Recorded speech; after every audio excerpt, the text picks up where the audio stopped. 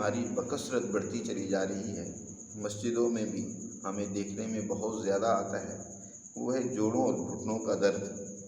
اکثر جو ہے وہ گھٹنوں کے درد کے لوگ مریض بنتے چلے جا رہے ہیں۔ کرسی پر نماز پڑھنی، اب یہ کرسیاں مسجدوں میں بڑھتی چلی جا رہی ہیں۔ نمازیوں کے ساتھ بھی یہ معاملات ہیں، عام لوگوں کے ساتھ بھی یہ معاملات ہیں۔ جو ہی تھوڑی سی عمر 40-50 برس سے اوپر ہوتی ہے، جوڑوں کے درد آ گھیرتے ہیں۔ تو میرے عزیز دوستو، ایک تو یہ ہے کہ ہماری زندگی کا جو سٹائل ہے اس نے ہمیں بیمار بنا دیا ہے۔ ہم اپنی زندگی کے سٹائل کو بدلنے کے لیے تیار نہیں ہیں۔ اور دوسرا یہ ہے کہ ہم نے اپنی خوراک کو وہ درست نہیں کر رکھا ہوا۔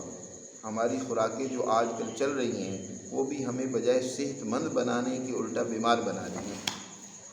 ایک تو زندگی کا سٹائل ایسے خراب کر دیا کہ ہم نے کھانے پینے کے اوقات وہ عجیب سے بنا لیے، کھانا ہضم ہی نہیں ہوتا، وہی جسم کے اندر کیا ہے بیماری کا باعث بن جاتا ہے، بجائے صحت کا باعث بننے کے ہم عام طور پر رات کا کھانا بہت لیٹ کھا رہے ہوتے ہیں اور پھر کھانا لیٹ کھا کر سو جاتے ہیں اور پھر صبح اٹھنے کے حوالے سے بھی یہ ہے کہ عام طور پر یہ جو نمازی لوگ ہوتے ہیں چلو وہ تو اٹھ جاتے ہیں، لیکن عام لوگوں کی اب روٹین اٹھنے کی کیا ہوتی ہے 7, 8, 9, 10 دفتر جب جانا ہے تو اس وقت اٹھ رہے ہوتے ہیں پھر اسی طرح دوپہر کو کھانے کے حوالے سے بھی، حالانکہ عمومی طور پر ہمیشہ مہذب آبادیوں میں کھانا 2 ٹائم رکھا گیا ہے اور ہم 3 4 ٹائم کھانا کھاتے ہیں اور پھر روٹی کو ہم کھانا سمجھتے ہیں، باقی جو کچھ کھاتے ہیں نا ہم اس کو کھانا نہیں سمجھتے، اس کو خوراک نہیں سمجھتے، حالانکہ غذا وہ ہوتی ہے جس کے نتیجے میں انسان کے اندر غذائیت پیدا ہوتی ہے۔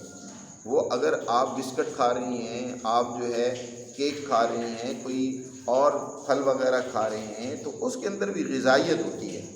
اگر ایک آدمی نے دوپہر کو بسکٹ وغیرہ کھا لیے یا کوئی اور پیزا کھا لیا یا کوئی اور فاسٹ فوڈ کھا لیا، اس کو اس نے سمجھنا ہے کہ میں نے ابھی روٹی نہیں کھائی، اس کے لیے روٹی اس نے بعد میں پھر کھانی ہے۔ تو یہ جو ہر وقت جسم میں کچھ نہ کچھ ڈالتے رہنا ہے، یہ بھی آج کل بیماریوں کا باعث بنا ہوا ہے۔ انسان کو اپنے کھانے کے درمیان اعتدال پیدا کرنا چاہیے۔ کھانے کے اوقات 2 ہی ہونا چاہیے، صبح کا وقت اور شام کا وقت۔ ہمارے پرانے لوگ 2 ہی ٹائم کھانا کھاتے تھے، صبح اور شام۔ شام کو جلدی کھانا کھا لیتے تھے اور صبح بھی اسی طرح وہ ٹائم پہ کھانا کھا لیتے تھے۔ تو یہ 2 ٹائم ہوتے ہیں کھانے کے۔ باقی یہ کہ دن کو اگر انسان کوئی زیادہ ہی ضرورت محسوس کرے وہ صرف پھل کھا لے یا کوئی سلاد کھا لے، پھر سلاد کو کھانے کے ساتھ مکس نہیں کرنا چاہیے۔ ہم عام طور پر کھانا بھی کھا رہے ہوتے ہیں ساتھ اسی وقت سلاد بھی کھا رہے ہوتے ہیں، تو وہ کھانے کے ہضم میں بھی رکاوٹ بن جاتی ہے، کیونکہ کھیرا مثال کے طور پر اس کے اندر رطوبتیں زیادہ ہوتی ہیں۔ جب آپ کے جسم کے اندر غذا جاتی ہے اور آپ نے مثلاً ساتھ کھیرا وغیرہ بکثرت استعمال کر لیا تو اس نے معدے میں ٹھنڈک پیدا کر دی، رطوبتیں پیدا کر دی، اب اس خوراک کے ہضم ہونے میں کیا پیدا ہو جائے گی؟ مشکل پیدا ہو جائے گی۔ کھیرا ہے یا اس طرح کی جو بھی سلاد ہے وہ ایک مستقل غذا بھی ہے۔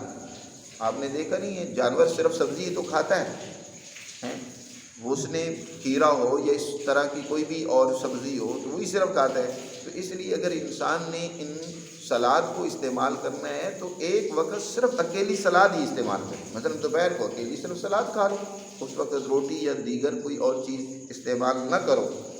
تو ایک تو اپنی خوراک میں اعتدال پیدا کریں اور یہ سمجھیں کہ کون سی چیز میرے جسم کے لیے مفید ہے، کون سی چیز میرے جسم کے لیے مضر اور نقصان دہ۔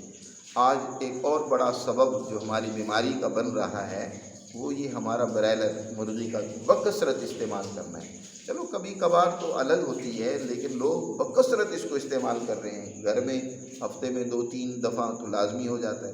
پھر چاول جو پہلے ہمارے لوگ عید پر استعمال کرتے تھے یا کوئی مہمان آ جاتا تھا تو چاول بنتے تھے، اب روٹی کی جگہ پر چاول کا استعمال ہے۔ یہ جبکہ چاول کے اندر حرارت، اس کا بکثرت استعمال کرنا جسم کے اندر، باڈی کے اندر ٹمپریچر کو کم کر دیتا ہے، حرارت کی کمی ہو جاتی ہے۔ جتنی جسم کے اندر حرارت کی کمی ہوتی چلی جائے گی اتنی آپ کی رطوبتیں خشک ہوتی چلی جائیں گی، اور جتنی رطوبتیں خشک ہوتی چلی جائیں گی اتنی آپ کے جوڑ درد کرنے لگ پڑیں گے۔ جوڑوں کے درمیان رطوبتیں خشک ہوگی، ان کی موومنٹ وہ صحیح نہیں رہے گی۔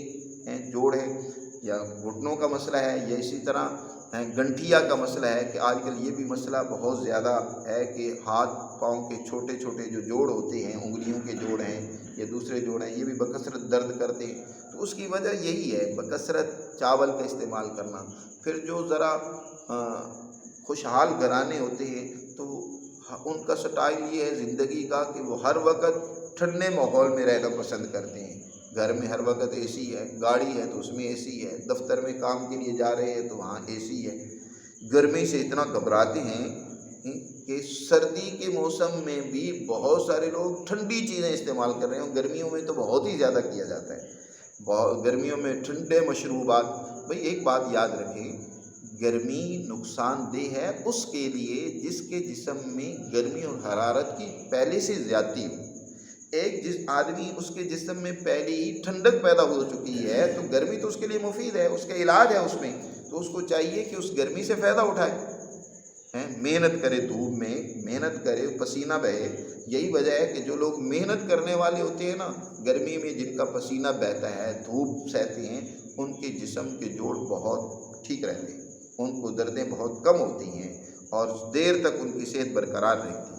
اور جو لوگ کام نہیں کرتے ہیں اور وہ گرمی سے گھبراتے اور بچتے رہتے ہیں، ان کو اکثر یہ اس طرح کی تکلیفیں، جوڑ درد ہو گئے جی، اب گھٹنے چینج کرواؤ جی، اب اس کے لیے یہ معاملہ یاد رکھو، اس سے مسائل حل نہیں ہوتے۔ گھٹنے چینج کروانے سے یا اسی طرح انجیکشن لگوانے سے بس اوقات مسائل اور بڑھ جاتے ہیں۔ تو اصل تو یہ ہے کہ اس سبب کو دور کریں جس کی وجہ سے تکلیف بڑھ رہی ہے، جسم میں پیدا ہو رہی ہے۔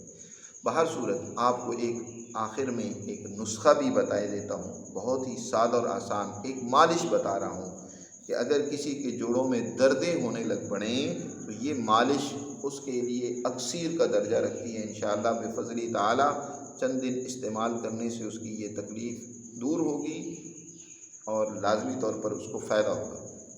آپ نے کرنا یہ ہے کہ ایک پاؤ سرسوں کا تیل لے لینا ہے اور اس کے اندر 2 گٹھیاں لہسن کی، تھوم کی، اس کو جلا لینا ہے، چھیل کر اس میں ڈال کر اچھی طرح جلا لیں۔ اب پھر اس تیل کو بھون کر محفوظ کر لیں اور اس کی مالش کیا کریں جوڑوں پر۔ مالش سے پہلے آپ گرم پانی کے اندر نمک ڈال کر اس کی ٹکور کریں، مثلا لوٹے میں پانی ڈال کر اوپر اس جوڑ کے اوپر ڈالیں یا ان جوڑوں کو اس پانی کے اندر تھوڑی دیر کے لیے رکھیں، ٹکور ہو۔ اس کے بعد اچھی طرح ان کو پوچھ کر صاف کر کے اوپر اس تیل کی مالش کریں۔ چند دن کے ہی استعمال سے انشاءاللہ آپ کو لازمی فائدہ ہوگا۔ دعاؤں میں یاد رکھیں، اپنے دوست حکیم